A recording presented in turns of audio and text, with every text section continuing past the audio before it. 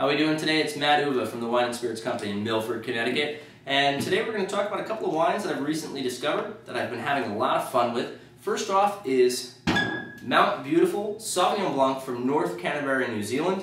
And then we're going to get into Mount Beautiful Pinot Noir, also from North Canterbury, New Zealand. Now, the first thing we need to talk about is New Zealand, that crazy little island of twist tops. That's right, every single wine in New Zealand is required by law to have a twist top, so I am not going to need this corkscrew.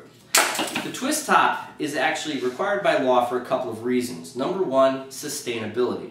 Now, wineries in New Zealand are required to meet certain government standards of sustainability, and this is the only country in the world that really does this. South Africa comes close, but they're not as strict as New Zealand. In New Zealand, you are pretty much 100% organic, except if something goes wrong. And you actually have to come up with some paperwork and different things. If something goes wrong, you are allowed to use some pesticides, some herbicides, some other things, but we're still trying to be as green as humanly possible. Now, the cork technically is a sustainable material. It's a cork tree, we scrape the bark off, we can use it to make cork.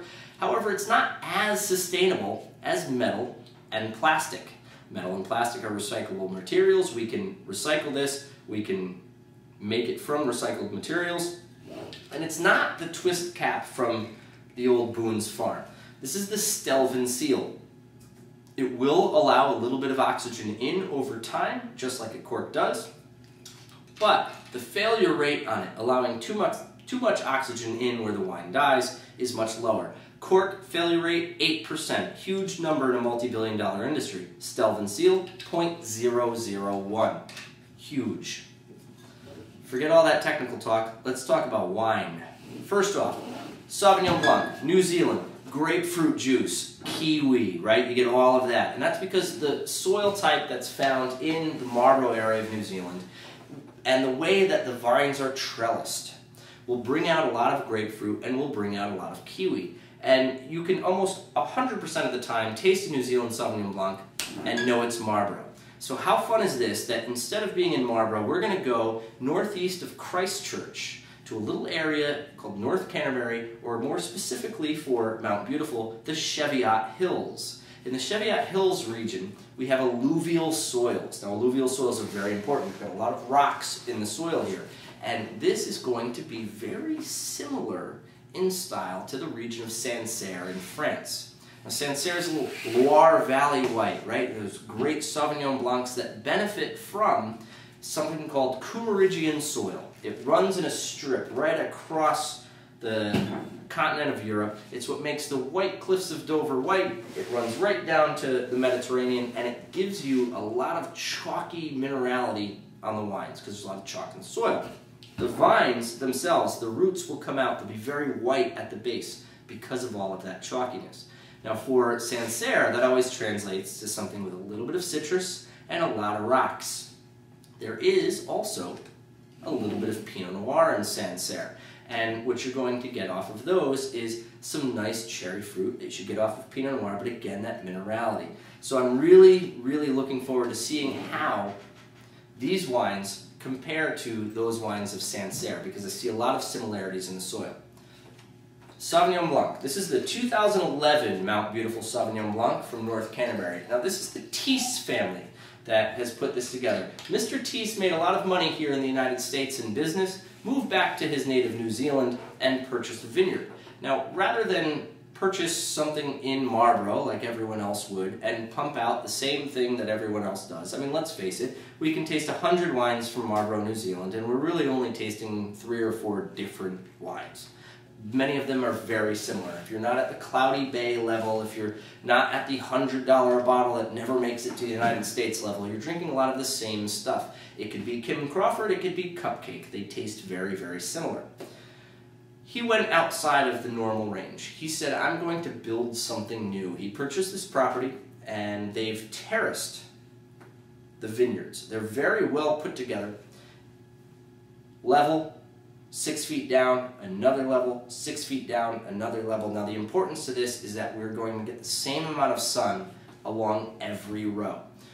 Throughout the day, we're going to get the exact same amount of sun, so you have a lot more consistency from row to row to row. Now here in the United States, we may have a nice rolling hill of vineyards. Now we have to go out and look at rows 1, 2, and 3. We're going to pick those on Tuesday. 4, 5, and 6 we're going to pick on Wednesday. This is actually a lot simpler the way he's done it. He can go out, we're at the right residual sugar levels, let's pick. And we'll do the whole thing at once as opposed to having to do it in little blocks and having to add it to our blends in these little blocks. Again, enough technical talk. Let's get into the wine. Now the first thing I'm going to do is I'm going to take my white paper and I'm going to hold the glass over. This is the best way to really look at the color, is under the light, over the white. And I get this great straw yellow color, but almost clear at points. I can read the text of the paper through this. So I already know that this is going to be a little bit light, a little bit crisp, a little bit easy drinking just from the color. The nose is gorgeous. I get absolutely zero grapefruit on the nose. I do get a little bit of kiwi, but it is New Zealand. It should be there. I get different tropical citrus fruits. Not quite Chardonnay level, but star fruit. I'm getting a lot of those weird oddball fruits you get in that strange aisle at Whole Foods. But I also get some spice character. I get some cooking spices, a lot of Asian spices. I almost get a little ginger as well.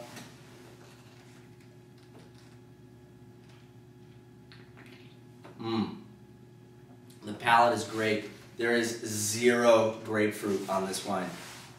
I get a little bit of the kiwi, but it's only a hint there. But more importantly, I'm getting this zesty citrus. I get lemon rind, I get orange, I get all these great citrus fruits, but I get a hefty dose of rocks. A lot of minerality, and this is exactly what I was thinking with this wine, is that it was going to be so close to Sancerre.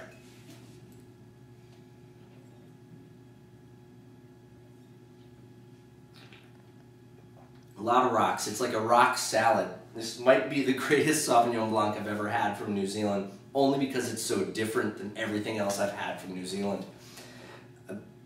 To give you an idea, if you go walk the Sauvignon Blanc, New Zealand Sauvignon Blanc aisle in any store that you go to, you're going to see a lot of 12.5 to 13.5% alcohol.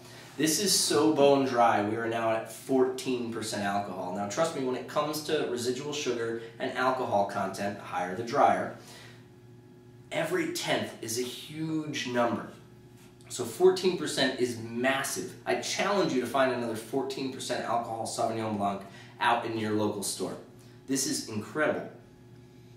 Big, bold, and dry. And when I thought, just from the looks of it, that it was going to be light in body, it's actually a little bit fuller than it looked like it was going to be.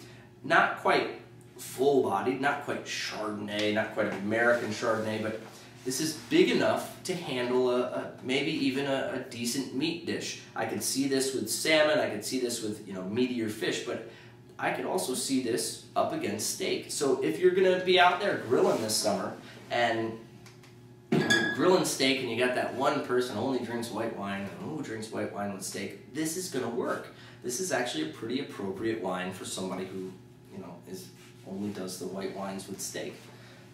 Let's get on to the Pinot Noir, because now I'm curious. I'm so intrigued about this Sancerre thing. Now, there are a lot of great white Sancerres. Sauvignon Blanc here from New Zealand drinks a lot like Sancerre at $15 to $18 a bottle, when Sancerre is going to be $21 to $40 a bottle to start. So now I'm curious about the Pinot Noir, because the Pinot Noir is going to set in about $18 to $25 a bottle.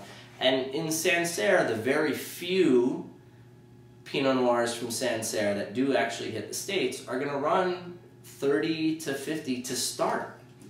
They're not, you don't see a lot of them. Henri Bourgeois is pretty huge and kind of approachable price-wise, but the cool ones you're just not going to find at an affordable price point. So this might be a good alternative.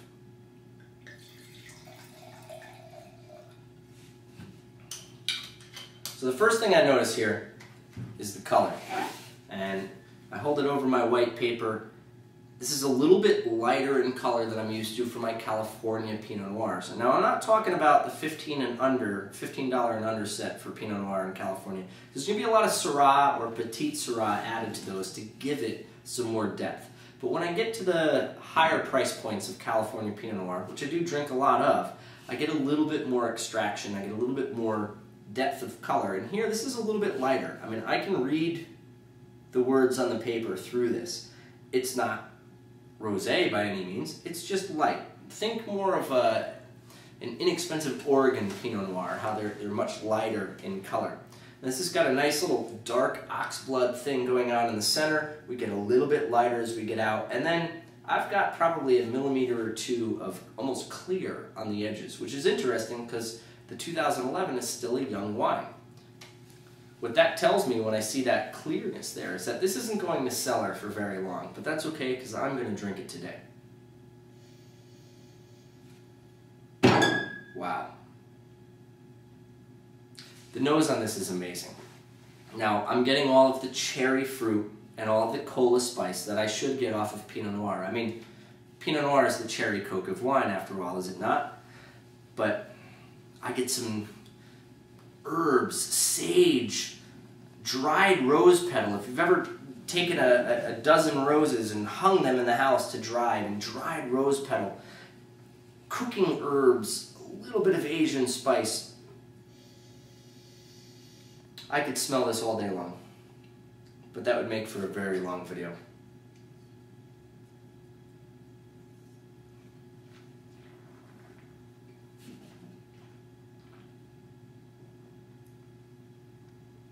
I'm going to throw it out there that this is the best Pinot Noir that I have ever had from New Zealand under $100 a bottle. That's just gorgeous. I'm getting cherry. I don't get any of that weird tart cranberry that I always get off of New Zealand Pinot Noir, that I hate about New Zealand Pinot Noir and why I don't drink New Zealand Pinot Noir. I'm getting good cherry fruit.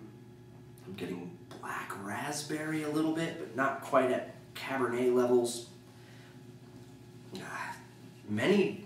I hate to get into that whole Bing cherry versus maraschino cherry, but a lot of different elements of cherry coming through. Red raspberry, wild red raspberry that might still have a little bit of green to it, or just a tad tart, but oh, this is good.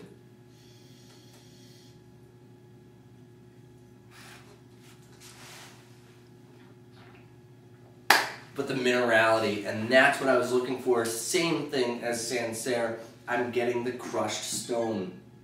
I'm getting a little bit of rock salad. This is crushed stone.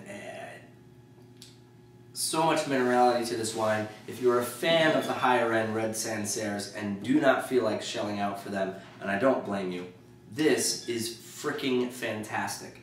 This is going to be my new summertime red wine, and it has, even though it looks very light in body, it has enough body that it's going to pair well with a meatier dish, but it is light enough that if you're out there catching fish and want to drink a red with your fish, this is going to do well. 13.5 on this, so definitely drier on the Sauvignon Blanc, but these are two great little wines that you would be remiss to not go out and hunt down. It's a new region for us here in the United States. We're used to Marlborough. And apparently the Kiwis have been keeping all of the good stuff for themselves. And now finally with Mount Beautiful, we're going to get to taste them now.